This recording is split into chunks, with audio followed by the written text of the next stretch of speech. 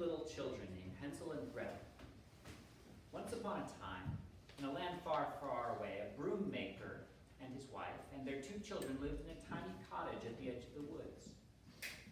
The 2 children were named Hänsel and Gretel. Gretel was the older child. She had beautiful curly hair and she loved to laugh. Her little brother was named Hänsel, and he had straight hair that often stuck up straight because he forgot to comb it. Hänsel and Gretel were best friends and they had great fun playing together. The family was very poor, so poor in fact that sometimes they didn't have enough to eat and they went to bed hungry. But they loved one another and always did the best they could with whatever came their way. One day, the broom maker left the house early and went into the village to try to sell his brooms to the townspeople. Hänsel and Gretel's mother also had work to do, so she assigned each of the children a chore. Gretel, I want you to darn the socks. Hänsel, you should make a broom and have it done before your father comes home. Yes, mother, they both said as she walked out the door. But in no time at all, they became bored with their chores, and instead of darning the socks, Gretel decides to sing this song. Susie, darling Susie, what's in the straw there? The geese have got no shoes, and their feet are all bare. The cobbler has leather, but can't fit a pair, so they run around with little feet bare. Oh, what shall we do, for we've got to be fed? Who'll give me some coins to buy sugar and bread? If I sell my bed and lie down in the straw, feathers won't tickle nor fleas bite me more.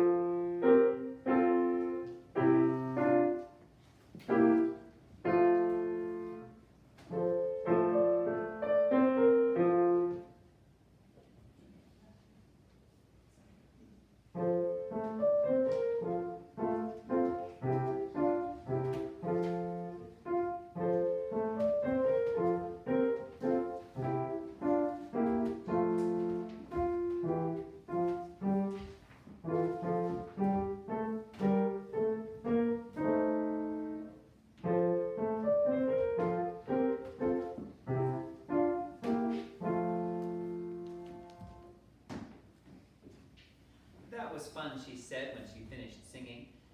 But Hänsel wasn't happy. What's wrong with you? Asked Gretel. I'm hungry, he said. Is it time to eat?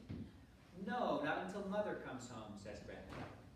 But look what the neighbor brought for us, this big jug of sweet, fresh milk. We'll have that for lunch. Won't that be good? Well, the thought of a big glass of milk was just what Hänsel needed to cheer him up, and he smiled a great big smile. Let's do something else fun, said Gretel. Let's dance. And Hänsel didn't know how to dance. He hung his head and dug his toe into the ground. I can't dance, he said. I don't know how. Of course you can, said Gretel. Here, I'll show you. Brother, come and dance here now. Both my hands I offer you. Stepping here, stepping there, round we go without a care. Sister, please. One moment. Sister, please give me a chance. Don't you know I cannot dance? Show me how, and then I'll learn how to dance and how to turn. With your feet go tap, tap, tap. With your hands go clap, clap, clap. Stepping here, stepping there, round we go without a care.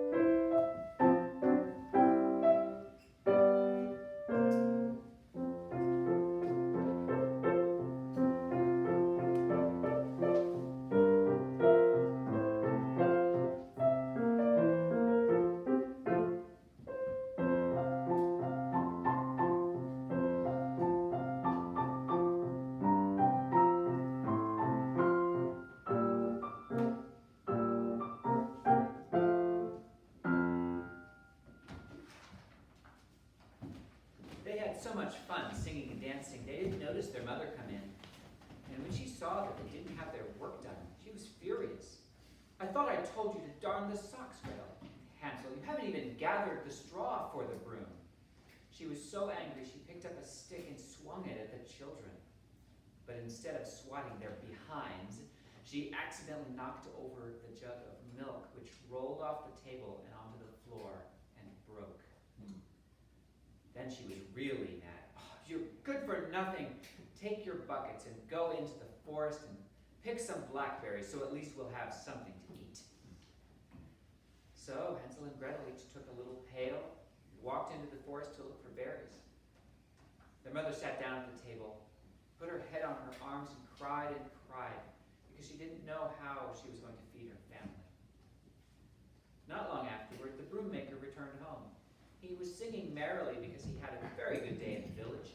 He had sold all his brooms, and he had a basket full of good things to eat. Ra-la-la-la, ra-la-la-la. Yes, we are poor, and every day we struggle, just to have enough to make ends meet. But today I sold every broom I had. I have a basket full of food. And tonight we'll have a feast. Ra-la-la-la, ra-la-la-la.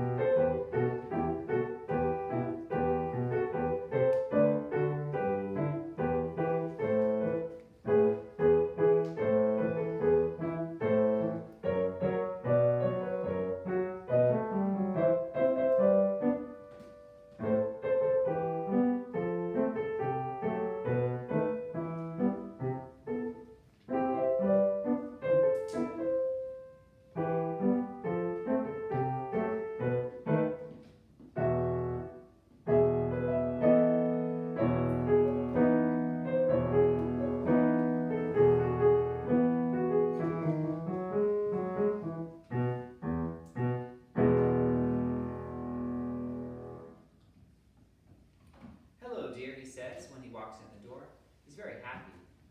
"Where are the children? I brought home a delicious meal." "They were naughty," she says. "I sent them into the forest to gather berries." He's horrified. "You sent them into the forest by themselves?" "Don't you know there's a witch in the forest? Her house is covered with good things to eat. Gingerbread boys and girls decorated with yummy frosting.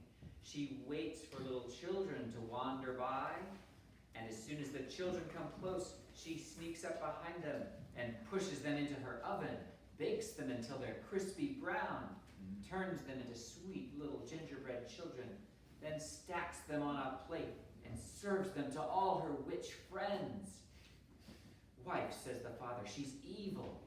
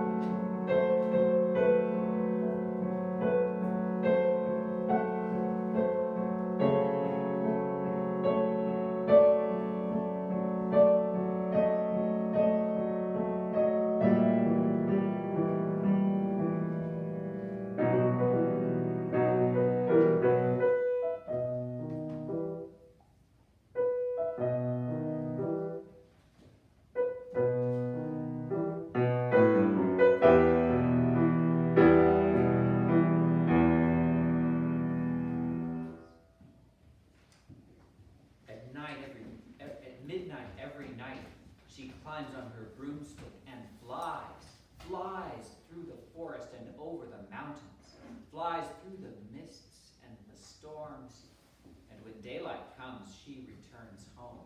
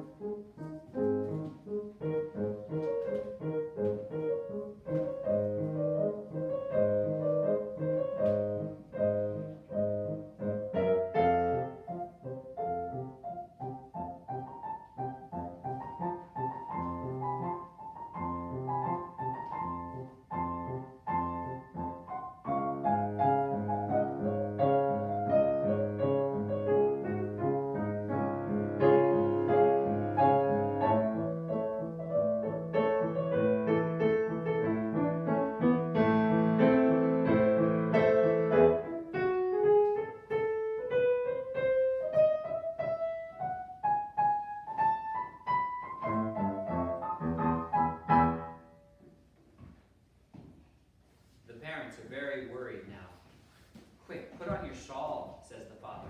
We have to go look for them right away.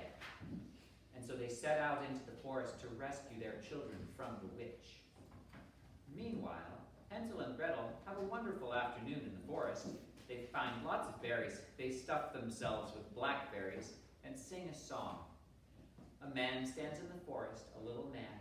He has a little jacket of crimson on. Tell me who that man can be, on his branch among the trees with a crimson jacket, standing all alone.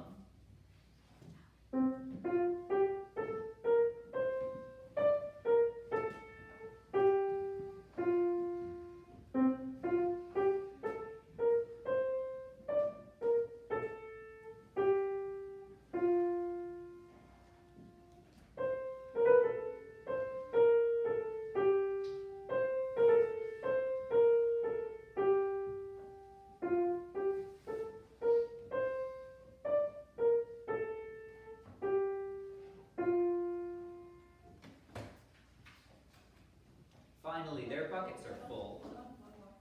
Oh, excuse me.